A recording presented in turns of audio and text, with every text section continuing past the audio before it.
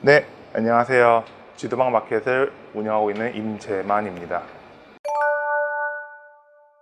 저는 1990년도에 태국에 태어나가지고 한국에는 5년 정도 살았고 나머지는 태국에 살았으니까 27년 정도 됐습니다. 저는 방콕에서 라차다 지역에서 한인마트를 운영하고 있고 한인마트에서는 식자재를 유통하고 있습니다. 저는 1989년도에 이제 아버지께서 태국으로 이제 일하러 오시게 됐는데 오시고 나서 어머니께서 그 후에 오셨고 저는 어머니가 태국에 넘어오실 때 임신한 상태에서 태국에 오게 됐습니다. 그래서 태국에서는 1990년도에 태어나가지고 지금까지 살고 있습니다. 저는 유치원을 태국 유치원을 다녔었고 초등학교는 이제 국제학교를 다니게 됐었는데 그 당시가 1990년도쯤 IMF가 이제 태국에 오게 됐는데 IMF 때 이제 어머니 아버님 사업이 힘들다 보니 이제 저랑 형을 한국으로 보내게 됐어요. 2학년부터 5학년까지 한국에 있었어요. 그래서 9살부터 11살 정도까지 한국에 있게 됐는데 그 후로는 이제 12살쯤 되는 해에 태국에 다시 돌아왔고요. 태국에서는 5학년까지가 이제 중학교더라고요. 이제 미국 커리큘럼 같은 경우에는 어떻게 하다 보니 이제 5학년 2학기 때 태국에 오게 됐는데 모든 학기를 이수하지 않았는데도 저는 운 좋게 6학년 이제 중학교부터 다니게 됐어요.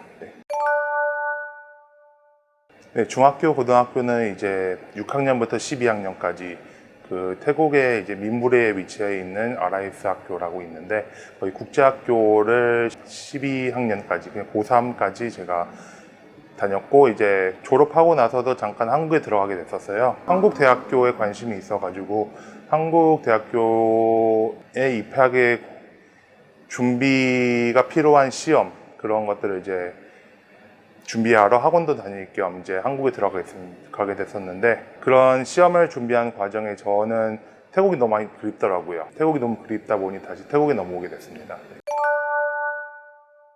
저는 항상 눈치를 많이 보게 됐어요. 태국에서는 이제 외국인이다 보니까 어렸을 적부터 주변에 태국 아주머니들이 저를 신기해했고 제가 생김새도 다르다 보니 저를 많이 어색해 하셨던 것 같아요. 그런데 제가 눈치를 많이 봤다고 얘기를 드리는 이유가 이제 제가 한국 사람들 사이에 끼게 되면은 그분들을 저를 이제 한국 사람을 보지는 않고 태국에서 태어난 친구 그러니까 이제 조금 괴리감이 들었었나 봐요 그분들한테도. 그래서 저는 어렸을 때부터 크기까지 그러니까 한국에서도 거기에 있던 친구들도 저를 많이 놀렸었어요. 태국 날씨가 덥다 보니 피부가 많이 그을렸었나 봐요. 그래서 그 친구들이 저를 놀리기도 많이 했었어요. 태국에서 온 친구라고. 한국에 다시 태국으로 돌아왔을 때 중학교를 들어갔었는데 그때도 그 학교에 있는 친구들이 저를 또 놀렸었어요. 그 이유가 한국에 이제 2학년에 한국에 들어갔었는데 그때만 하더라도 영어를 썩 잘했었는데 그 잠깐의 한국에 있던 기간 동안 영어를 많이 까먹었었나 봐요. 그래서 다시 태국에 돌아왔을 때 중학교 과정을 들어가려고 준비했을 때 영어가 좀 많이 부족했어요. 그래서 어쩔 수 없이 이제 ESL 프로그램이라고 그 제2 그 기초반이에요. 어떻게 보면 기초반을 들어가게 됐었고 근데 그 기초반도 저한테 많이 힘들었었어요. 저는 언어적으로 조금 많이 힘들었던 삶을 살았던 것 같아요. 이제 태국에 살다 보니 집에서는 한국말을 하더라도 이제 밖에 나가게 되면 영어를 쓰고 태국어를 쓰더라도 모국어가 잡혀 있지 않다 보니 저는 혼돈이 많았었어요. 그래서 한국어를 썩 잘하는 것도 아니었고 영어를 썩 잘하는 것도 아니었고 태국어를 썩 잘하는 게 아니었어요. 그러다 보니 한국에 갔을 때도 이제 친구들한테 놀림을 받던 일이 한국어가 부족하다 보니 그 친구들은 이제 외국인이라고 놀렸고 그리고 이제 태국으로 다시 돌아와서 중학교에 들어갔는데 영어를 많이 까먹었더라고요. 제가 한국에 있는 동안. 그래서 그 친구들은 이제 그게 또 하나의 놀림감이 되었죠. 제가 이제 영어를 못한다. 그것 때문에 애들이랑 많이 싸웠던 것 같아요. 네. 태국 친구들이 저를 좀 많이 놀리는 경향이 있었는데 거기 있던 많은 친구들은 이제 태국 그 학교에 영어를 어렸을 적부터 그 시기까지 계속 해왔던 친구들이다 보니 영어를 거의 원어민적으로 많이 했었는데, 저는 이제 한국에서 돌아온 지 얼마 안 됐고 영어도 많이 까먹은 상태에서 그 친구들이 저한테 너는 왜 이렇게 영어를 못하냐 놀리기도 많이 했었고, 그것 때문에 조금 악에 받쳐가지고 영어를 좀 열심히 했던 경우가 있습니다. 네. 영어랑 한국어는 이제 99%까지는 가긴 하더라도, 이제 태국어 같은 경우는 저는 태국에 오래 살았어도 제가 태국어를 많이 쓸 경험이 많이 없었어요, 솔직히. 그래서 저는 학교를 가게 되면은 학교 자체가 이제 태국어나 영어만 쓰게끔 학교의 방침이다 보니, 그 영어 외적인 언어를 쓰게 되면은 학교에서 별점이라든지 아니면은 뭐 벌을 과한다든지 그런 게 좀 있어서 학교에서는 영어만 쓰고 집에 와서는 이제 부모님들은 한국어만 쓰다 보니 태국어를 할 기회가 많이 없었어요. 그래서 저는 이제 제가 군대를 한국에 다녀오고 나서 태국어 학원을 다니게 됐어요. 기초반부터 다녔어요. 모듈이라고 하는데 모듈 1부터 다녔어요. 이제 그러니까 초급반, 레벨 1반을 다니게 됐는데 그만큼 못했었어요. 아무리 태국에 오래 살았어도 태국어를 너무 못하다 보니. 근데 그 수업을 듣게 된 이유가 제가 제 자신이 너무 부끄러웠어요. 태국에 이렇게 오래 살았다는 사람이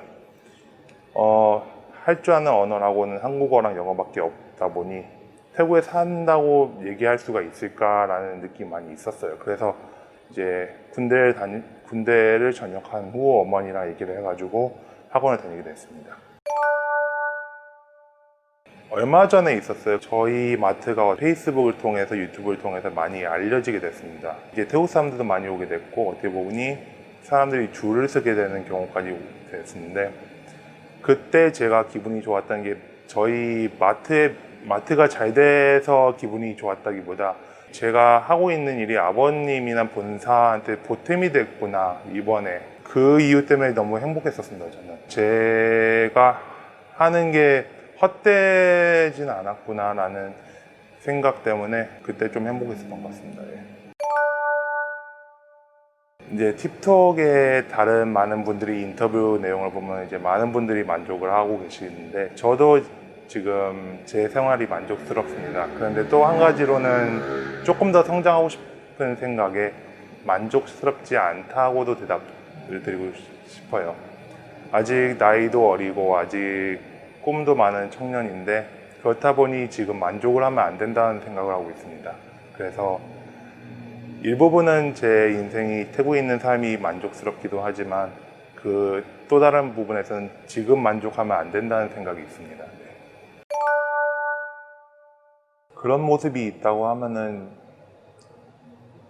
지금까지 저희 부모님께서 참 많은 일을 하셨고 참 많은 일들이 있었는데 참 열심히 달려오셨었어요, 저희 부모님들께서. 제가 만약에 행복을 그린다고 하면은 저는 일을 할지언정 부모님들이 집에서 편하게 쉬시는 모습이 저한테는 지금 가장 행복을 그리는 데 있어서 맞는 그림이지 않을까 싶습니다.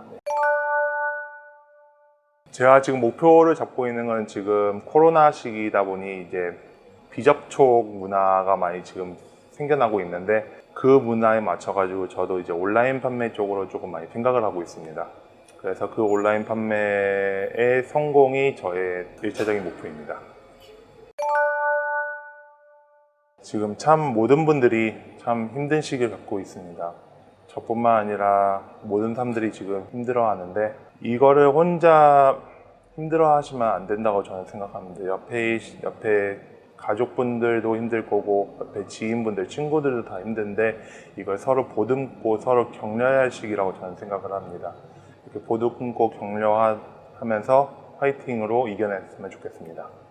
화이팅! 보면은 제가 어렸을 적에 고등학교 때나 중학교 때 이제 한국으로 다시 돌아가는 친구들이 있었는데, 그 돌아간 친구들을 보면은 이제 보거나 연락을 하게 되면은 참 힘들게 살고 있다는 생각을 많이 했습니다. 그 친구들이 뭐 학업적이나 아니면 주위의 시선이나 이런 것 때문에 참 힘들게 사는 친구들이 많았어요. 한국에서 한국에서 중학교나 고등학교 생활하는 친구들이 보면은. 근데 저는 반대로 그렇지 않은 삶을 해왔던 것 같습니다. 태국에서는. 수고하셨어요. 네, 끝났어요, 형님? 도와줄까? 아, 아니요. 저희 더 긴장해요, 지금 형님. 월급 살까? 저 다시 할까요, 형님?